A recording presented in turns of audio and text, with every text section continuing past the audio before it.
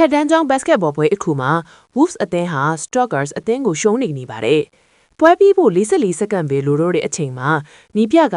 Dean ကိုဘောဘူးယူပြီးအနိုင်ရဖို့လိုအပ်တဲ့အမှတ်တွေရအောင်မေဆင်စီပေးဖို့ညွှန်ကြားပါတယ်။သူတို့တွေအဲ့ဒီ view ဟာအတိုင်ကစားကြပြီးမေဆင်က2မှတ်ရယူနိုင်ခဲ့ပါတယ်။ဒါပေမဲ့ပွဲကြည့်စင်ပေါ်ကလူအုပ်ထဲမှာမီးလောင်ကျွမ်းနေတဲ့လူတယောက်ကိုတွေ့လိုက်ရတာကြောင့်မေဆင်အာယုံနောက်သွားခဲ့ပါတယ်။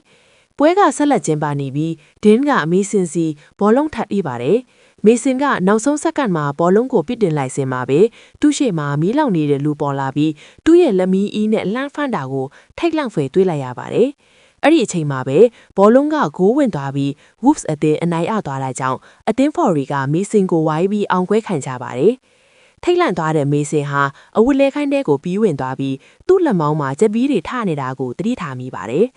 သူကသူ့ရဲ့ဗီဒီယိုတွေကပစ္စည်းတွေကိုအပြင်ထုတ်ပစ်လိုက်ရမှာထူးဆန်းတဲ့ရှေးရောင်းပစ္စည်းတစ်ခုပဲကျန်ပါတော့တယ်။သူ့နာမည်ကိုခေါ်ပြီးတိုတိုလေးပြောနေတဲ့အတန်တွေကိုကြားနေစင်ပါပဲမေဆင်ကအလေးတုံးတစ်ခုကိုရှာဖွေပါတယ်။အဲ့ဒီအချိန်မှာမီးလောင်နေတဲ့လူကအခန်းထဲမှာလာပြီးမေဆင်ကအချိန်ထပ်ပေးဖို့တောင်းပန်ရင်းထိုရှေးရောင်းပစ္စည်းကိုအလေးတုံးရက်ထုခွဲပြလိုက်ပါတယ်။တကားဝမှာသူ့အတင်းဖော်တွေဝင်လာတာကိုမြင်လိုက်ရမှသူစိတ်အေးတော့ပါတယ်။နောက်ပိုင်းရေချိုးကန်းထဲမှာမေဆင်ကအတန့်တစ်ခုကြားလို့ငုံကြည့်လိုက်တဲ့အခါသူ့ချက်လောက်အောင်မှာမီးခိုးမြဲတွေထွက်နေတာကိုတွေ့လိုက်ရပါတယ်။သူလဲကြည့်လိုက်တဲ့အခါမီးလောင်နေတဲ့လူကသူ့လေဘင်းကိုညစ်ပြီးမေဆင်ကိုမီးလောင်ကျွမ်းစီဖို့သူ့ပါးစပ်ထဲကိုလက်တစ်ဖက်ထိုးထည့်လိုက်ပါတယ်။အသင်းဖော်ရီကအော်တန်ကြားလို့ပြေးလာတဲ့အခါမေဆင်တကုတ်လုံးမီးလောင်ပြီးတေဆုံးနေတာကိုတွေ့လိုက်ရပါတယ်။6လအကြာမှာခရစ်ဟာသူမရဲ့ဝမ်းကွေးမောင်လေးရေလ်ရဲ့အိမ်ကိုပြောင်းရွှေ့လာပါတယ်။သူမကပဒင်းပေါက်မှာပုံဆွဲနေရင်နဲ့ရုတ်တရက်စိတ်လွန်သွားပြီးမြေပြင်ကိုစိတ်ချီကမကောင်းတဲ့အတွေ့အကြုံဝင်လာပါတယ်။ကန်ကောင်းထောင်မစားနဲ့ရေလ်ကသူမကိုလာနိုးပြီးအထောက်ပိုးတီဖြီးဖို့ကူညီပေးပါတယ်။ကျောင်းရောက်တဲ့အခါရေလ်ကခရစ်ကိုကျောင်းပတ်ပြပါတယ်။ခရစ်ကို horse လို့ရေးထားတဲ့ဗီဒီယိုတစ်ခုပေးလိုက်ရမှာရေလ်ကဒါဟာအရင်ကမီဆင်ရဲ့နာမည်ဖြောင့်ဖြစ်ကြောင်းညွှန်ကြားပါတယ်။ရုတ်တရက်ဒင်းနဲ့သူ့အသိန်းဖော်တွေကခရစ်ကိုဝိုင်းထားပြီးအဲ့ဒီဗီဒီယိုကိုမသုံးဖို့တားမိပါတယ်။ဒင်းရဲ့ရီစာဂရေးစ်ကဒီကျောင်းကအရန်အောင်တာကြောင့်ဗီဒီယိုအားလုံးဟာတေဆုံးသွားတဲ့လူတွေရဲ့ပစ္စည်းတွေပဲလို့ပြောပါတယ်။ဒင်းကခရစ်ဟာသူမအဖေကိုတက်ပြီးနောက်မူရက်စီဖြက်စခန်းကနေအခုမှထွက်လာတာကြောင့်ကော်လာဟာလက်တွေကြားထားတဲ့အကြောင်းကိုလောင်းပြောင်ပါတယ်။အဲ့ဒီအချိန်မှာအဲလီကဝင်တားပေမဲ့ဒင်းကအဆက်ပြီးလောင်နေတာကြောင့်ခရစ်ကသူ့ကိုကန်လဲပါတယ်။အဲ့ဒီအတွက်ဆရာမစ္စတာခရေဗင်ကခရစ်ဒင်းဂရေးစ်နဲ့ရီယိုတို့ကိုအပြစ်ပေးတဲ့အနေနဲ့ကျောင်းဆင်းပြီးနောက်ကြံနှိပ်ခိုင်းပါတယ်။အဲလီကခရစ်ကိုကူညီဖို့ကြိုးစားပေမဲ့ခရစ်ကညင်းပယ်လိုက်ပါတယ်။အဲလီထွက်သွားပြီးနောက်ခရစ်ကဗီဒီယိုကိုဖွင့်လိုက်တဲ့အခါမေဆင်ရဲ့ပစ္စည်းတွေနဲ့အတူထူးဆန်းတဲ့ရှီရောက်ပစ္စည်းတစ်ခုတွေ့သွားပါတယ်။တူတူလီပြောနေတဲ့အထံတွေကိုကြားနေတာကြောင့်ခရစ်ကအဲ့ဒါကိုဖွင့်ကြည့်လိုက်ရမှာထူးဆန်းတဲ့ခရာတစ်ခုကိုတွေ့လိုက်ရပါတယ်။သူမခရာမော့ဖို့ပလင်းနေစင်မှာပဲကျောင်းတက်ခေါင်းလောင်းဆန်ကြားလိုက်ရလို့အတဲနဲ့ကိုထွက်လာခဲ့ပါတယ်။ညနေပိုင်းမှာခရစ်ကအပိပေးခံတဲ့အတန်းကိုနောက်ခေတ်ကြားလာပါတယ်။သူမရဲ့အိတ်ကိုစပွဲပေါ်တင်လိုက်တဲ့အခါခရာနဲ့ရှေးရောင်းပစ္စည်းကလိန်ထွက်လာပါတယ်။ဒင်းကဒါကိုဆေးတောင်ဖြစ်တယ်လို့ထင်ပြီးဆရာကိုတိုင်လိုက်တာကြောင့်ဆရာခရေဗင်ကခရာကိုယူကြည့်ပါတယ်။သူကဒါဟာမာယာလူမျိုးတွေရဲ့တူရီတရားတစ်ခုဖြစ်တယ်လို့ပြောပါတယ်။ဆရာကခရာဘော်ကသင်္ကေတတွေကိုဖတ်ပြပြီး Grace ကဘာသာပြန် website မှာရှာကြည့်လိုက်တော့တီချင်းတေတော်ကိုစင့်ခေါ်တူလို့အတိပ္ပယ်ရသွားကြောင်းတည်သွားပါတယ်။ဆရာခရေဗင်ကဒါဟာသမိုင်းဆရာတန်ဖိုးရှိတာကြောင့်တင်းထားမယ်လို့ပြောပြီးចောင်းသားတွေကိုအိမ်ပြန်လွတ်ပေးပါတယ်။ဒါပေမဲ့သူတို့တွေကိုအစားထိုးအနေနဲ့ရှေးဟောင်းမီဆိုအမေရိကအကြောင်းစာတမ်းတစ်ဆောင်ရေးခိုင်းလိုက်ပါတယ်။ကျောင်းသားတွေထွက်သွားပြီးနောက်ဆရာခရေဗင်ကအွန်လိုင်းမှာရှာကြည့်လိုက်တော့ထိုခရာဟာအញ្ញမ်းတန်ဖို့ရှိတာကိုတည်သွားပါတယ်။သူကခရာကိုရောင်းဖို့ဖြစ်နေစင်းမှာပဲ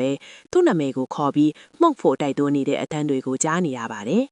ဆရာကခရာကိုမှုန့်လိုက်တဲ့အခါပဒင်းပေါင်းမြင့်တဲ့အကွေးသွားပါတယ်။သူအယမ်းလန့်ပါပြီးခရာကိုချထားပြီးရောင်းတင်တာကိုအတီးဖြူပြီးအတန်းထဲကထွက်လာပါတယ်။အပြင်မှာ Grace ကအားလုံးကိုနောက်ပိုင်းမှာစုံဖို့ဖိတ်ခေါ်ပါတယ်။အခြားလူတွေထွက်သွားပြီးနောက် Rail က Chris ကိုသူမအဖေဖြစ်ရတာသူမအဖြစ်မဟုတ်ကြောင်းပြောပေမဲ့ Chris ကအဲ့ဒီအကြောင်းမပြောချင်ပါဘူး။အဲ့ဒီအချိန်မှာ Rail ကတခုခုမိကြံခဲ့လို့အတန်းနဲ့ပြန်သွားရမှာဆရာရဲ့ကွန်ပျူတာမှာရှီယောင်းဖီစီတန်ဖိုးတွေကိုတွေ့သွားပြီးအကြံတစ်ခုရသွားပါတယ်။အဲ့ဒီအချိန်မှာ Chris စီကို Noah ဆိုတဲ့လူငယ်သိန်းရုပ်ဆရာတယောက်ရောက်လာပါတယ်။သူကသူမကိုပကင်းကလာဖို့ဖိတ်ခေါ်ရင်းနဲ့မူရက်ဆေးတွေကိုရောင်းဖို့ကြိုးစားပါတယ်။ Rail ကပြန်လာပြီး Noah ကိုထုံးထုတ်ဖို့ကြိုးစားပေနဲ့ Noah က Rail ကိုကောက်ပေါ်ပစ်ထည့်ပြီးဓာတ်နဲ့ချင်းချောက်ပါတယ်။ Noah က Chris ကိုအကူအညီလိုရင်အမြဲရှိနေမယ်လို့ပြောပြီးထွက်သွားပါတယ်။ Rail က Noah ဟာပကင်းကလာတဲ့ကလေးတွေကိုမူရစ်ဆေးတွေရောင်းနေတဲ့လူဖြစ်ပြီးလွန်ခဲ့တဲ့တစ်နှစ်ကကလေးတယောက်စီးလွန်ပြီးတေဆုံးခဲ့မှုတွေလို့ရှင်းပြပါတယ်။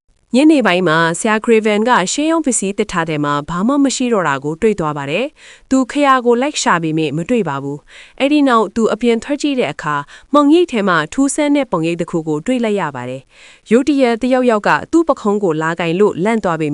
အဲ့ဒါဟာကြောင်းဆောင်ပဲဖြစ်ပါတယ်။ထူးဆန်းတဲ့ပုံရိပ်ကပျောက်ကွယ်သွားတာကြောင့်သူစစ်ထင်လို့ပဲလို့မှတ်ယူလိုက်ပါတယ်။သူအတန်းနဲ့ပြင်ဝင်သွားတဲ့အခါအခန်းထဲမှာအရန်အေးနေရကိုသတိထားမိပါတယ်။သူလှည့်ကြည့်လိုက်တဲ့အခါဗစက်ကနေထူးဆန်းတဲ့အရေးတွေထွက်နေတဲ့ကြောက်စရာကောင်းတဲ့သရဝါကြီးတစ်ကောင်ကိုတွေ့လိုက်ရပါတယ်။ထိုသရဝါကဆရာကိုလက်နှစ်ဖက်နဲ့ထူးဆိုင်ပြီးအဆုပ်ကိုညှစ်တက်လိုက်ပါတယ်။ဆရာ Craven တေဆုံးသွားပြီးနောက်ထိုသရဝါအဖြစ်ပြောင်းလဲသွားပါတယ်။ Grace ရဲ့အိမ်မှာတော့ Rail ကသူခရကိုခိုးယူလာကြောင်းပြောပြပါတယ်။ Chris ကတော့အဖွဲထဲမှာမပါဝင်ခြင်းနေမိတ် Ellie ကိုမဲစိုက်ကြည့်နေမိပါတယ်။ Ellie ကသူမရဲ့စီးချိုဆေးကိုထိုးနေတာပါ။ Grace ရဲ့မောင်လေး Timmy ကသူတို့ကိုချောင်းကြည့်နေလို့ Grace ကသူ့အခန်းထဲပြန်လွတ်လိုက်ပါတယ်။ Chris ကပြန်တော့မယ်လို့ပြောတဲ့အခါ Ellie ကနေဖို့တားပါတယ်။အဲ့ဒီအချိန်မှာ Dean က Grace ကိုခရမှုန့်ဖုစင်ခေါ်ပါတယ်။ Grace ကမှုန့်လိုက်တဲ့အခါလူတိုင်းနားပိတ်ထားရလောက်အောင်နာကျင်စရာကောင်းတဲ့အတန်ကြီးထွက်ပေါ်လာပါတယ်။အတန်ပြီးသွားတဲ့အခါ Dean ကတခြားအတန်တစ်ခုကြားရတယ်လို့အတီပေါက်နဲ့ပြောပြီးလေးလဲပလကနောက်ပြောင်လိုက်ပါတယ်။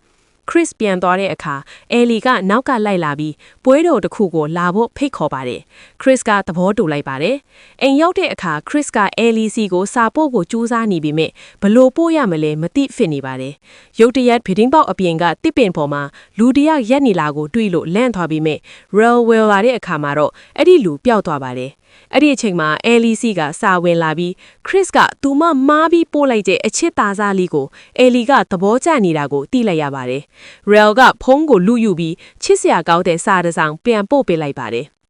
နောက်တစ်နေ့မနက်မှာကျောင်းအောင်ကြီးကအကျောင်းသားတွေကိုစုဝေးပြီးဆရာ Craven အဆုပ်ကန်ဆာနဲ့တေဆုံးသွားကြောင်းအသိပေးပါတယ်။ Ellie ကသူမရှိမှမိန်းကလေးတယောက်ကိုတုံရည်နေတာကိုသတိထားမိပြီးထိုမိန်းကလေးရဲ့လေဘင်းကရုတ်တရက်ကျိုးသွားပါတယ်။ထိုမိန်းကလေးကခေါင်းကိုနောက်လှည့်ပြီးကြောက်စရာကောင်းတဲ့မျက်နှာကြီးနဲ့ Ellie ရဲ့နာမည်ကိုခေါ်ပါတယ်။အဲ့ဒီအချိန်မှာ Grace က Chris ကိုခရပေးလိုက်တာကြောင့် Ellie သတိပြန်ဝေလာပြီးထိုမိန်းကလေးပျောက်သွားပါတယ်။အတန်းပြီးနောက် Ellie နဲ့ Chris တို့က Mason ရဲ့အိမ်ကိုသွားကြပါတယ်။သူတို့က Mason ရဲ့အဖွား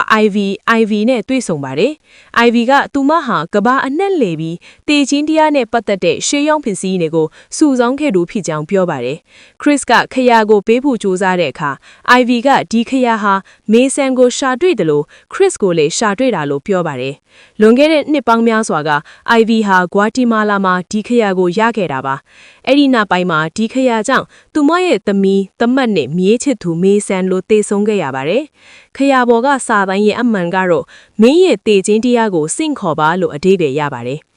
Ivy ကရှင်းပြရမှာလူသေးတို့မွေးဖွားလာတဲ့အခါသူတို့ရဲ့တေချင်းတရားကလည်းအတူတူမွေးဖွားလာကြောင်းလူတိုင်းမှာတေရမယ့်အချိန်သတ်မှတ်ချက်ရှိကြောင်းပြောပါတယ်။ဒါပေမဲ့ဒီခရတန်ကိုကြားလိုက်ရရင်တော့တေချင်းတရားကစောစီးပြီးရောက်လာပြီးခန္ဓာကိုယ်ကိုမူလတေရမယ့်ပုံစံအတိုင်းဖြစ်သွားစေပါတယ်။ Ivy က Chris ကိုခရကိုပြန်ပေးလိုက်ပြီးဒါကိုဘယ်တော့မှမယူခဲ့သင့်ဘူးလို့ပြောပါတယ်။ညနေပိုင်းမှာ Ellie နဲ့ Chris တို့ကစေးရုံရဲ့မှတ်တမ်းခွင်ထဲကိုခိုးဝင်သွားကြပါတယ်။ Mason ရဲ့မှတ်တမ်းကိုကြည့်ရမှာသူ့ရဲ့အယိုးဒီဆောက်မှုအရာသူဟာအသက်40ကျော်မှတေရမဲ့သူဖြစ်ကြောင်းတွေ့လိုက်ရပါတယ်။ဆိုလိုတာက Mason ဟာအသက်40ကျော်မှ gas ရိုးစီပြီးမီးလောင်တေဆုံးမှာဒါပေမဲ့ခရမှုန့်လိုက်တဲ့အကူပဲစောစီပြီးတေဆုံးသွားတာပါ။ဆရာ Craven ကလည်းနောက်တစ်ချိန်မှာကန်ဆာနဲ့တေရမဲ့သူပါ။မိန်းကလေးတွေကအခြားသူတွေကိုသတိပေးဖို့ထွက်လာကြပါတယ်။ပလဲတော်မှာ Rail က Grace ကိုသူနှစ်သက်ကြောင်ဖြောင့်ပြောပြီးမြ Grace ကငင်းပယ်လိုက်ပါတယ်။ Ellie နဲ့ Chris ရောက်လာတဲ့အခါ Noah ကသူတို့ကိုလာနှောက်ရှစ်တာကြောင့် Ellie ကသူ့ကိုကယ်လိုက်ပါတယ် နိုဝါကဓာတ်ထုတ်ပေမဲ့ခရစ်ကဓာတ်ကိုလူယူပြီးနှာခေါင်းကိုချစ်လိုက်ပါတယ်တစ်ဖက်မှာတော့ Grace ဟာတေးစေ6နဲ့ဝင်ကရဲမှာလမ်းပြောင်းနေစဉ်အဖွားအိုကြီးတအူးကိုတွေ့လိုက်ရပါတယ်သူမကြောက်လန့်တကြားထုကြီးပေမဲ့အဖွားအိုကြီးကသူမရှိမှခဏပေါ်လာပါတယ် Grace ကဂေါ်ပြားနဲ့ထို့အဖွားအိုကြီးကိုရိုက်လိုက်တာအဖွားအိုကြီးလဲသွားပါတယ် Grace ကသူမရဲ့နှစ်ဖူးမှာသွေးထွက်နေတာကိုတွေ့လိုက်ရပြီးသူမမှလည်းထို့အဖွားအိုကြီးရရှိတဲ့ဒဏ်ရာမျိုးရနေတာကိုသတိထားမိသွားပါတယ်ထို့အဖွားအိုကြီးကပြန်ထလာပြီး Grace ကိုလိုက်ဖမ်းပါတယ်Grace ကဝင်ကတွေကလှုပ်ဝက်ဟူမှန်တစ်ခုတည်းကိုတွားကွာဝင်ရောက်နေစင်မှာအဖွားအိုကြီးကလိုက်ပြီး Grace ရဲ့လေပင်ထဲကိုလက်နှောက်ပြီးသူမရဲ့ခန္ဓာကိုယ်ကိုပြောင်းလဲစေပါတယ်။နောက်ဆုံးမှာ Grace ပြီးဆုံးသွားပြီးသူမရဲ့ခန္ဓာကိုယ်ဟာအဖွားအိုကြီးတူလို့ထစ်သွားပါတယ်။ကျောင်းအားကစားရုံမှာ Dean ကတေဆုံးသွားတဲ့သူဟာ Grace ဖြစ်သွားကိုလက်မခံလိုက်ဖြစ်နေပါတယ်။ Ellie နဲ့ Chris တို့က Ivy ပြောပြတဲ့ဟာတွေကိုပြန်ပြောရမှာ Dean ကလက်မခံပဲ Rel ကိုအပြစ်တင်ပါတယ်။ Dean အိမ်ပြန်ရောက်တဲ့အခါမှန်ထဲမှာသွေးထွက်တန်စာဝါဖြစ်နေတဲ့လူတဦးကိုတွေ့လိုက်ရပါတယ်။သူ့အဖေကသူ့အရက်တော့ပြီးကားမောင်းတာဟာတနည်းသူကိုတတ်လိမ့်မယ်လို့စူပူပါတယ်။တစ်ဖက်မှာတော့ Chris က Ellie ကိုလွန်ခဲ့တဲ့တစ်နှစ်ကသူမဆေးလွန်ခဲ့ဘူးတာကြောင့်သူမကိုဆေးရုံပို့စင်မှာကားတိုက်မှုဖြစ်ပြီးသူ့အဖေကတေဆုံးသွားတာကြောင့်ပြောပြပါတယ်။ Ellie က Chris ကိုနှစ်သိမ့်ပေးနေစဉ်သူတို့နှစ်ယောက်ချစ်တင်းနှီးညိုပါတယ်။မိုးရွာထဲမှာ Rel တရုတ်ထဲထိုင်နေစဉ်သူ့လက်မှာသွေးနေပေးနေတာကိုမြင်ရောက်နေပါတယ်။နောက်တနေ့မှာသူတို့ IVC သွားလဲကြရမှာ Ivy ကကျင်းစာကိုရက်တန့်ဖို့သူတို့ရဲ့တေချင်းတရားကိုတခြားသူစီကိုကိုယ်သွေးနဲ့မှတ်သားပြီးလွှဲချရမယ်လို့ပြောပါတယ်။ Chris မှန်ကြည့်တဲ့အခါသူမနောက်မှာဆေးထိုးတိုင်းကင်ထားတဲ့သူမရဲ့တေချင်းတရားကိုမြင်လိုက်ရပါတယ်။ Ivy တေဆုံးသွားပြီးနောက် Rel ကသူ့ရဲ့တေချင်းတရားကိုတခြားသူစီလွှဲချင်ပေမဲ့ Ellie ကတော့ဒါဟာလူတတ်မှုမဲလို့ဆိုပြီးကန့်ကွက်ပါတယ်။